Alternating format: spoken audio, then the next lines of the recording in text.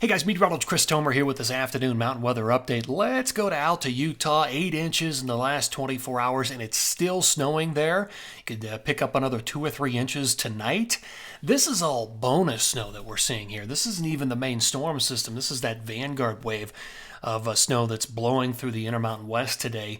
The first storm system of the 3-storm cycle arrives tomorrow afternoon, tomorrow night. So that's when the next wave of snow would move in after this one is tomorrow afternoon, tomorrow night into the 7th with the first of 3 storm systems. Let me take you into Steamboat, Colorado here.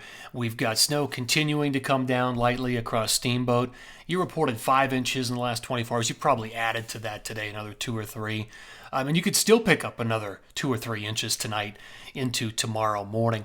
All right, let me go over to the headlines here. This is what I'm seeing, the latest trends and data. Again, all of this, what we're seeing today, bonus snow across Utah, Idaho, Wyoming, Montana, Colorado. The 3-storm cycle is still on track, 1/6 to 115. There are going to be 3 different storms with feet of grand total accumulation. First storm system, the pattern changer, 1/6, 1/7, early 1/8. Second one, 1/9, 1/10, 1/11. And the final storm, storm number 3, which I think is the most interesting, and it could mean business, is going to be 1/12, 13, 14, maybe 15. Somewhere in that range as far as timing. California, you've got snow coming on 1/6, another shot with storm number 2 on 1/9, 1/10, and then storm number 3, which again, it's fascinating. Wait till you see the jet set up. 1/12 to 115 could bring very heavy snowfall to the Sierra.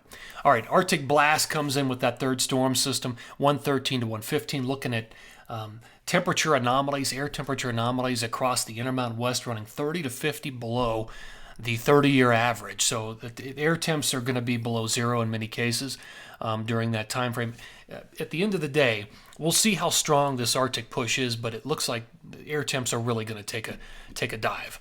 In the Northeast, you will benefit from these storm systems moving out of the Intermountain West. You've got 3 storm systems lined up.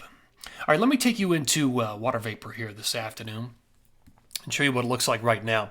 So here is the storm system that's gathering steam and will roll up through Boston and parts of the Northeast with a shield of moderate to heavy snow, 1/6, 1/7. Here's the big pattern changing low, and then there's definitely energy behind it, which will rotate in. And this whole cluster up here represents what's going to basically come out of the Gulf of Alaska and Canada and come crashing down on the lower 48. As we go through 1/6 to 115 now, as it looks at this point. Here's the forecast radar and satellite. That's the current state of affairs. You can see that wave of snow coming out of the Tetons, Idaho, and the Wasatch moving into Colorado. That's why I say resorts in Colorado could still see another 2 or 3 inches tonight into tomorrow morning. There's Saturday at 6 a.m. Here comes the first storm system. This is the pattern changer coming out of the Pacific Northwest, dives down and hits Shasta, Tahoe, and Mammoth. And then all that snow, widespread, hits the Intermountain West, all the way into early 1/8. There's the low pulling out of Colorado. Storm number 2 comes crashing down out of Canada and the Gulf of Alaska through the Pacific Northwest. There it is on 1/9 in the afternoon.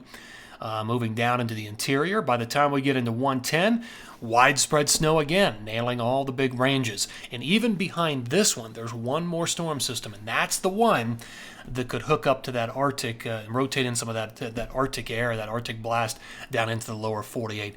And let me just show you what the jet stream is going to look like.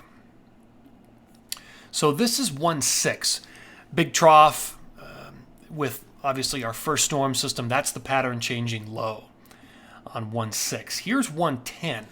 By 110, this is the second storm. You can see the trough swinging into the, coming out of the Pacific Northwest, moving into the interior, supporting a second storm system with cold air and snow generation. Now, this is what's really interesting. This forecast has shifted around a lot between 112 and 114.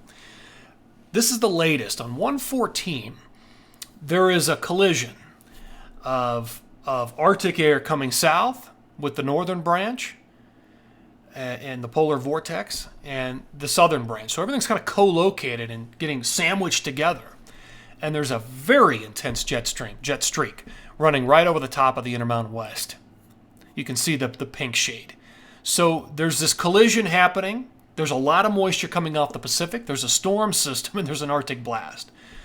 This could be a very interesting time period for heavy snow generation, orographics, and some of the coldest air we've seen in a couple, 3 years, certainly of this season. We'll have to see how it all plays out. All right, here is the new grand total map. You'll notice a lot of the numbers have gone up, in particular because of that third storm system and how the jet might set up across the west. So that's a big question mark because the confidence is low. It's been shifting around a lot. But nonetheless, if we were to take it as is, these are the numbers at this point that I'm seeing. In California, assuming that third storm system pans out, you're going to see big numbers. I don't want to really focus on those too much because it's probably going to shift around a little bit. We're gonna see the oscillator. In the Pacific Northwest, the numbers are big. In Utah, I had 40 for grand totals this morning. Bumped it up a little bit to 50 out to Snowbird, assuming that third storm system pans out. Numbers are pretty similar, 3 feet for the Tetons. Big stuff, central and northern Idaho, northwest Montana, interior BC. In Colorado, the western slope and southwest Colorado, that's really the primary area that's going to see the big totals. I know all the numbers have gone up, but that's dependent on that third storm as well. But nonetheless, I mean, we're just looking, anywhere in purple magenta is a foot or more.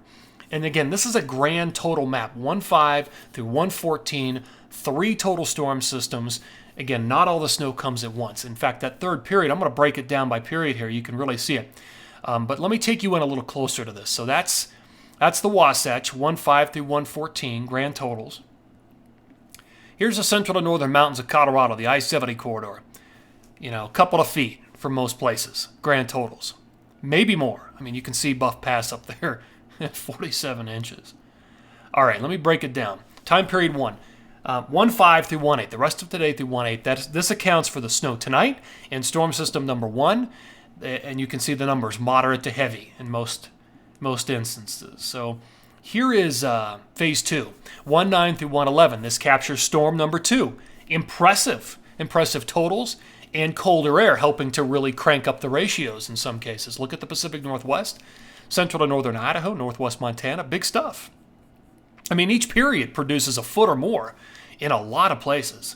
All right, here's the big period. Now, this is 1.12 through 1.14. Keep in mind this assumes just perfection, right? Everything comes together, everything's sandwiched with that powerful jet, and you've got Arctic air moving south. Really big numbers possible, obviously, during this time period. This will likely be the period that shifts the most, that oscillates the most. I'm sure tomorrow I'll have to put some different numbers on here, but this is the way it looks right now. I mean, you're talking some cold smoke powder during that period. 1.5 through 1.14, the numbers have increased in the Northeast. So we're pretty much locked in for 1.6, 1.7, moderate to heavy accumulations.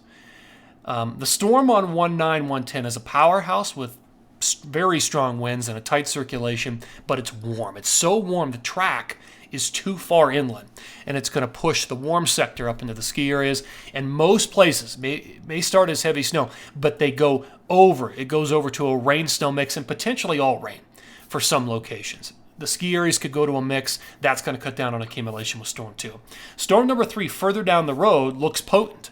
It could have more cold air and a better track, and so that's what's pushing those numbers up, that third storm system down the road. All right, guys, that's going to do it for this update. I'll go back, and we'll end on the grand total map like we did this morning.